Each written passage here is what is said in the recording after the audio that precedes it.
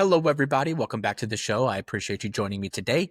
We are here to talk today about Stoicism and how investors who practice have been shown to have 23% higher returns. And in general, people who practice have a 27% drop in stress and 22% boost in life satisfaction, and how this can all translate to more wealth, more health, better relationships, better career satisfaction, better career progression, more leadership, etc. So if you've ever just felt like your emotions or your self-sabotaging is coming into play for your success, whether it's overreacting at work, making impulsive money decisions, burning out, etc., that's what we're here to solve today. So in this video, we will break down the science, some practical tools, some of my favorite practice, and things that you can figure out how to adapt to your life to get all of these results. So without further ado, let's dive in. All right. So most people have heard of Stoicism, but they're not necessarily familiar with what it is. And this is something that goes back to ancient times, thousands of years. Marcus Aurelius is probably the most famous Stoic of all time.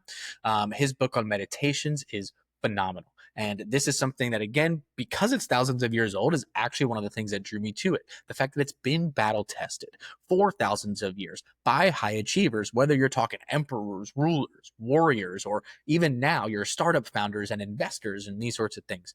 And so really what I want you to get to understand is the fact that this has been shown scientifically and anecdotally throughout history to lead to more success, more wealth, and more fulfillment.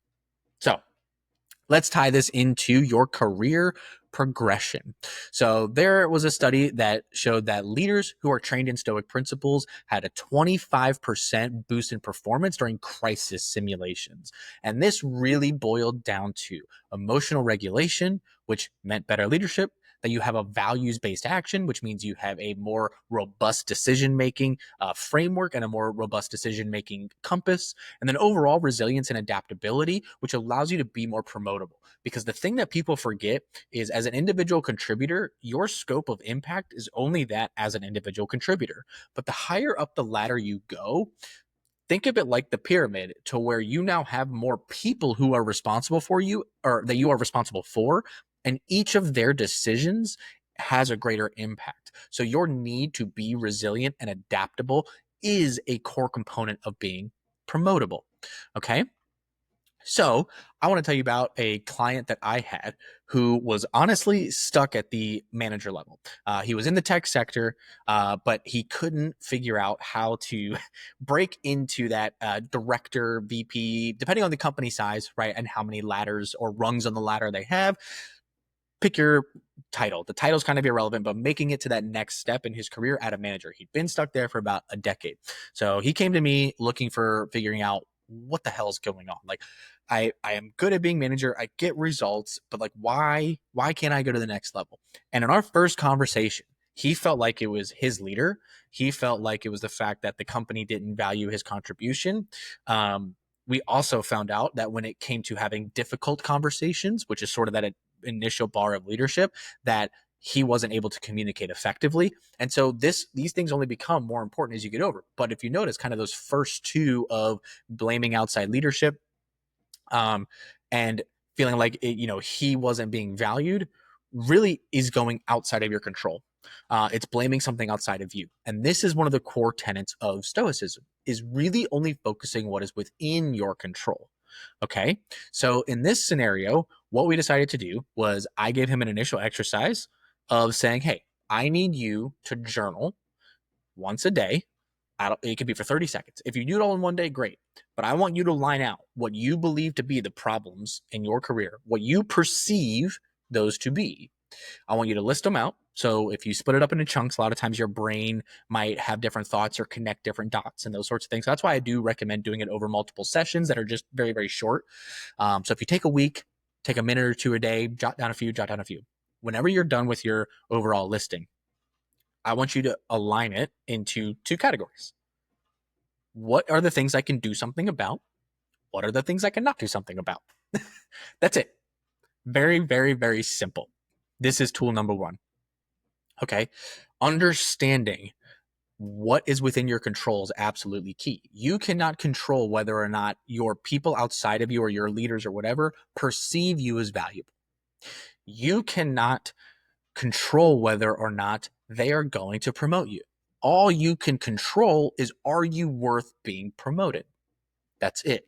So when we line these things out, we realized that the weaknesses are tactically, like I said, actually having difficult conversations, increasing actual business acumen as it related to revenue relation. So actually being able to further connect the dots and really make the direct correlation from his team's role to the revenue stream.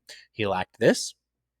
And then also planning. He planning into action is what I should say is what it was. To where he felt like he always needed to ask for permission. He always needed to look upward and say, can I do this? Am I allowed to do this? Instead of just like trying it out with his team and then seeing what the results were. These were kind of the big three that I saw, and I think are really core components to going beyond manager into a director, VP, senior manager. Again, company size will dictate what that title is, but getting out of that first layer of management. And so what we did is we lined out a roadmap, lined out an action plan. And I kid you not, it was about 9 months later. So, not tomorrow, right? It wasn't immediate, but he put his head down. He focused on these things, took a couple Udemy courses as well, but also just really put into practice. The thing I got him to realize is, look, learn some different methodologies. Here's the ones that I can teach you right off the bat, right?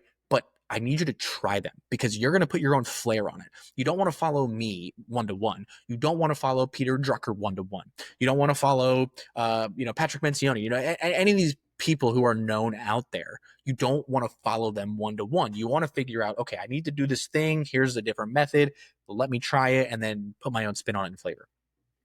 And like I said, 9 months later is when he finally got the opportunity. It wasn't to a full-blown director level, but it was to the senior manager level. They weren't still quite sure. He needed a little bit more practice.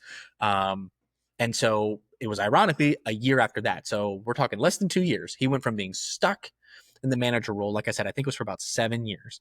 Maybe it was 6, somewhere around there, to less than 2 years, getting 2 promotions by just focusing on these 3 character traits. That's it. So turning plans into action, the difficult conversations and communication, and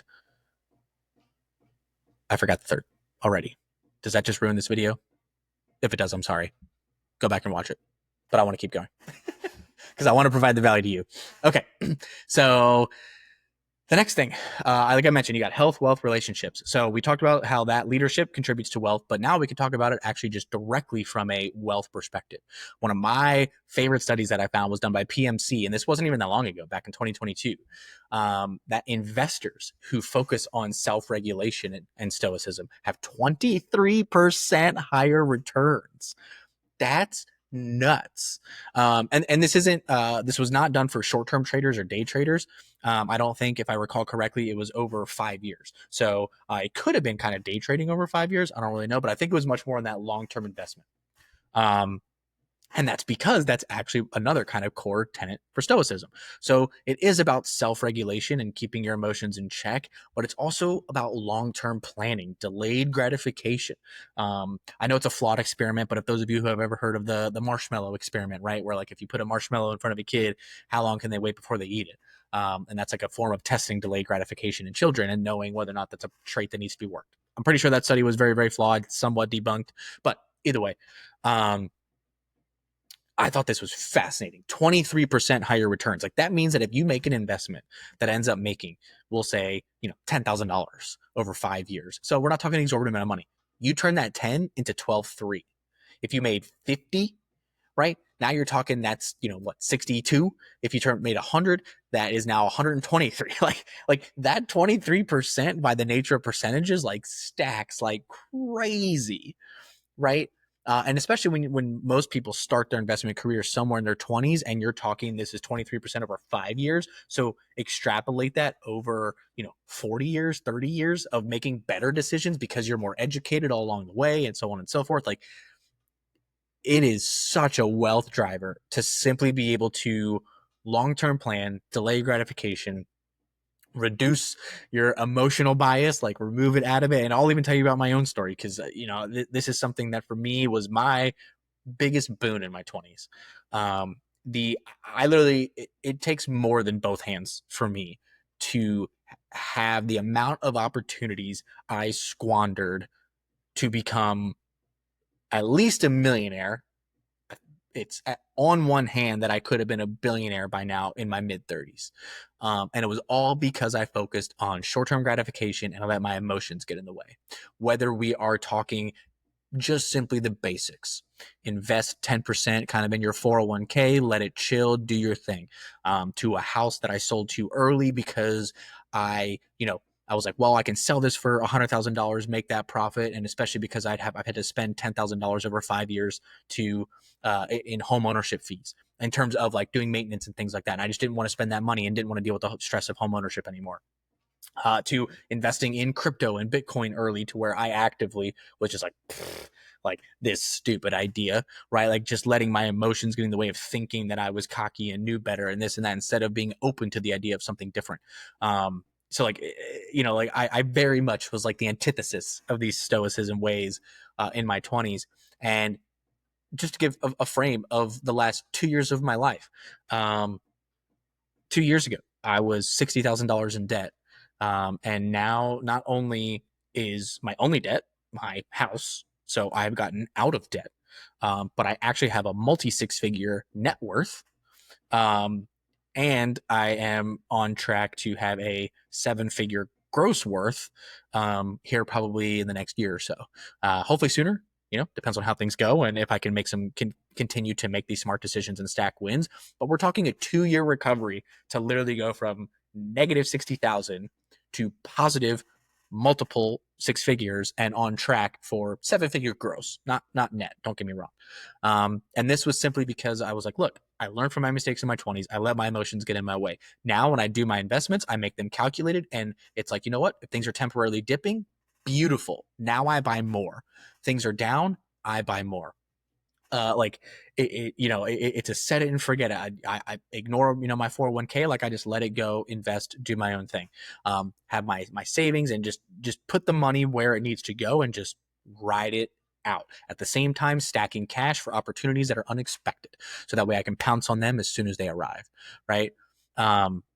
It's so crazy to just see like, man, like I've been making these financial decisions now for 15 years, and in 2 years I've effectively plus 300 grand, right? In a variety of ways. Like imagine if I did that for 15 years, right? Instead of two. Um, so just I cannot convey this enough, to just when you are making your investments, when you're setting aside your money, like no matter how small, even if you're someone that's in a spot that needs to start with the $10 a week, $5 a week, like whatever it is, just understand that you are doing it for like tomorrow's tomorrow. You are think in years and decades, not in days and weeks. Okay. And the way that you can do this is remind yourself, right? Have something, something stupid and simple. Put something on your wall where you work every single day. That's like, what you're doing today is for tomorrow. What you're doing today is for tomorrow. What you're doing today is for like, keep that in your face continuously, right? And that will be huge. And it will just really, really make you understand that in that long-term planning. And then for the reduced emotional bias and kind of emotional regulation, like when you do start to get that emotional stress, the first question you should ask is, well, okay, am I reacting this way because of something that's within my control? Yes or no? No? Okay, so now it's not within my control. Second level question is this an opportunity or is this an actual loss? Again, like I said, like when I see markets dipping, crypto dipping, anything like that, beautiful. Double down. Let's go. Like, unless it's something that's like crashing and crazy, right? Like if there was a regulation put in place or something that's like, it's actually just like burn it all down type stuff. But in general, like if like the tariffs was a great scenario where that caused a couple industries to just drop rapidly because they were significantly impacted, you bet I bought on that way down because it's going to recover. Right. So just take the emotion out of it, focus on the logic. And when you do get emotional, ask yourself, is this within my control or is it not? Not. Okay. Now, is this an actual problem or is this an opportunity? And go from there. So now we're talking about, move on to life fulfillment. So there was actually a couple different studies here. So PMC, again, did a study this year that showed a 27% reduction in stress and 22% increase in life satisfaction from Stoic practices. And then the Koreans did a study on well-being, and showed that there's 31% higher well-being when you align with Stoic values. Um, and so the biggest thing here is uh, the Korean one was interesting because they compared being Stoic to being much more like hedonic pleasure oriented. So, whether we're talking, like drugs or sex or, again, chasing money or something that's just like, oh, like immediate gratification. So again, going back to that delayed gratification type of piece, that was kind of the focus of the Korean study. But aside from that, the other, study was much more focused on the general Stoic practices of what we've talked about a little bit in terms of the daily reflection and journaling. And is this something within my control or is it not within my control? Like it's amazing how much the simple question of, am I upset about something in my control or am I upset about something not in my control? How much that simple one question will literally change your life if you can practice asking that when you react. That will fundamentally change everything about your life. I do have some additional kind of tactics to talk about coming up. But the thing to understand is that like you're never going to feel good all the time. Like you are human. You will react negatively. You will get angry. You will get sad. You will get depressed. You will get happy. You will get joy and elation and everything in between, right? Like you will experience positive and negative. Ironically, I actually tell people to also ask the same question of, is this within my control or is it not? From the happiness and elation and joy side as well, right? Because a lot of times it is. Sometimes it's not, but a lot of times it is within your control. And then you can go, oh, like I did something nice, right? So like it's a good thing on both sides. Like when you do feel happy, being like, am I happy because I did something? Like, am I happy because it was within my control or happy because it was not inside my control? And not inside my control, then you want to identify like, should I actually be happy about this? But if it was within your control, then recognize what it is that you did and then continue to repeat that over and over again and acknowledge in yourself that you did something good, you did something well. And this will really, really help to curb the burnout side of the equation. Because I am a firm believer, both due to my own anecdotal experience and at this point, the hundreds of people that I've coached about this, burnout is caused by a fulfillment issue. It is not caused by a quantity of work issue. Okay. When you see that the amount of people, we're talking hundreds of thousands, if not millions, right, that are in military scenarios that are just overworked and crazy from a quantity perspective. When you are talking from entrepreneurs, when you are talking from just the overachiever individual contributor, not even wanting to take the risk, right? Or the kids that you knew from school where you're just like, what the how do you do that, right? Like they overwork by most people's standards. I'm not going to say that every single person needs to overwork because if you are okay with average results, then put in average effort. And that's not a bad thing. That is okay. The goal here is fulfillment. It's not my definition of fulfillment imposed upon you, whatever your definition of fulfillment is. So that is kind of the fundamental. Like you will be shocked at how much like you begin to let just like the bullshit at your job just like roll off your shoulder like it's nothing. When you begin to kind of just fundamentally ask these questions and how much better your life will get. So lastly, I wanted to give you some of my favorite tactics. So we've talked about the journaling side, so I'm not going to reiterate that one. We've talked about asking the question of, is this within my control or is it not, on both sides for positive emotions and negative emotions. So let's toss those aside for a second. What the first one is actually going to sound counterintuitive, but was the biggest fundamental shift in my life. I've always been a visual person. So like I can create the vision of where I'm going in my brain and see it and run to it. Like good old Team America. It's a motherfucking montage, right? Like I can see the montage like in my brain very, very, very vividly. But I'm going to flip it here because this is what was better and more effective for me. Is not the positive visualization, but a Stoic technique called negative visualization. So what if it doesn't work out? What if you fail? What if things go completely demonstrably wrong? And getting comfortable with seeing yourself and you in the capabilities of failure and how you will handle those reduces your fear so significantly. So instead of being like, okay, so my goal is to reach, we'll say 500 customers or 500 clients this year. Like that's my goal. So instead of being like, all right, I want to see myself serving the 500 and the amount of impact and the amount of, just overall satisfaction I'm providing people and money I'm bringing to families and food on the table to families in such a hard economy and hard time, right? I'm not going to do that.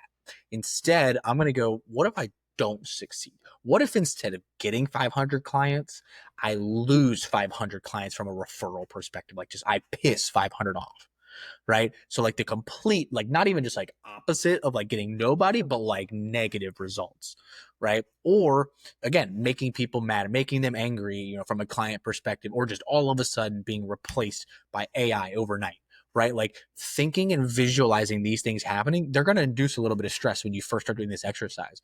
But then when you actually then begin to see them in action in your mind, when lesser things happen, then okay, I didn't get my 500 clients, I got 400. Like, or just you being like, man, in order to get the 500, like, I need to risk like 20 grand. Okay. Right. Like when you realize that, like, your ultra negative scenario is like the loss of everything, and you can see yourself embracing that, coming back, etc., like the loss of like a 5% impact or a 10% or 12, right? Like these decent chunk impacts that historically would have like stressed you out to no end, now are like, oh, I've already seen myself of how I would deal with losing everything, so let's do it, right? So I want you to think about that one. If you are someone who is a big visualization person, try negative visualization instead of positive. Okay, second one is going to be voluntary discomfort. And I don't care how you do this. I'm going to quote David Goggins on this. Not that he's necessarily a great vision of Stoicism. He is in some ways, but get comfortable being uncomfortable. So I took the time. I literally wrote out, I was like, what are the things like, so what are my goals? So I have goals when it comes to fitness. I have goals when it comes to my business and serving clients. I have goals in my career. I have goals in my family from being a husband and those sorts of things. And so I wrote down like, okay, within my goals, what do I hate doing? Right? So when we're talking fitness, I hate running. I will do any other form of cardio. I will do a Stairmaster. I will do a row machine. I will do a bike. I will do all forms of bike.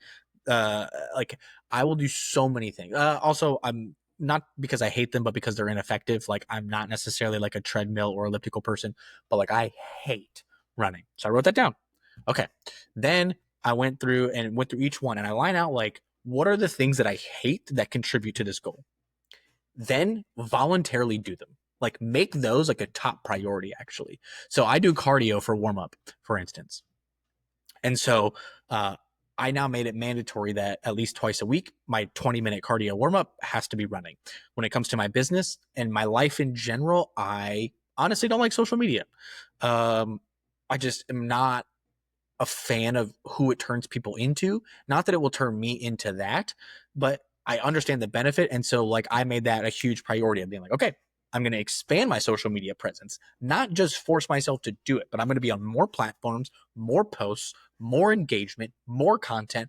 Boom. That is a mandatory effort this year. And went and line these things out. And then when you just start doing it and you're like, I don't like this, but you do it, and then you are forcing yourself into discomfort. But then the other cool thing about this is by doing it this way of starting with what are my goals? What are the things I hate that go to those goals? Then now you are actually doubling your efforts here. You are one, learning to deal with discomfort, which is huge. Two, you are then overcoming the discomfort, which is even bigger. And three, you are getting positive rewards in your life for doing the discomfort. So now you actually create a huge vicious circle of by starting simply with not just like jumping into a discomfort of like, I'm gonna jump on a pile of nails that's useless, right? But like instead you're like, here's my goals, here's what contributes to them that I hate doing, so I'm gonna do those as my form of voluntary discomfort. Now I get positive reinforcement for doing them because I see the rewards, and now you just get comfortable with being uncomfortable. Oh my god, will change your life. Okay. And then the last one is actually an extension of negative visualization, but it's preparing for adversity. So if you are looking at things in your life, and again, I'm actually going to take this as starting with the voluntary discomfort and negative visualization, sort of combining those and making this a part of it, to where start with your biggest fears. Is your biggest fear being homeless? Is your biggest fear getting divorced or losing your partner or spouse or whatever type of relationship you're in? Is your biggest fear the loss of somebody in your life? Is your biggest fear losing your job? Like, what are your biggest fears? Right? Line them out. Okay. And then go, how do I hedge against the impact of this thing? Because a lot of these things you can't hedge against, like the act of it, right? Again, if we're talking about the loss of somebody, if we're talking about the loss of your job, if we're talking about, again, like being homeless, right? Like you just line out, what are the things that I can do to stave this off? Okay. So you are preparing for the adversity, and then you can know, right? I am taking the actions that are going to prevent these things from happening. But if they do, I am prepared. Okay. And so what I want you to do is to take everything that we've talked about here. So we talked about the journaling. We talked about asking the question every time you have an emotional reaction. Is this within my control or is it not? Negative visualization, voluntary discomfort, and then preparing for adversity. I want you to take these and pick one a day. Do it for 7 days and then leave me a comment below. And so all in all, this should take you about 5 weeks, right? We talked about 5 things. Leave it in comments below. Send me a DM, shoot me an email, whatever it might be, and let me know the results and which things you like, which ones you dislike, what you got out of it. Okay. I know that this is like an ancient concept that people are going to deem woo woo, blah, blah, blah, blah, blah, right? But it's not. Like, Stoicism isn't about, the suppressing your emotions or, oh, that's ancient history and useless in modern age. Like, no, it's really some very, very simple things that, again, let me reiterate some of the results. 23% higher investment returns, 25% better performance in crisis mode, 22% increased life satisfaction, 27% increased reduction in stress, 31% higher well-being reported, right? I mean, like, these are massive, massive numbers in a day and age where everybody is stressed, everybody's on medication, everybody is dealing with bullshit and economy this and government that and Trump this and Biden that and Kamala that and blah, blah. Screw it all, because none of that shit's in your control. Focus on what is within your control, okay? Again, pick a practice a day, do it for 7 days. 35 days later, let me know your results. I think you'll be shocked, especially when it comes to the negative visualization and the voluntary discomfort. Because the voluntary discomfort one, you will get rewards so fast. Okay.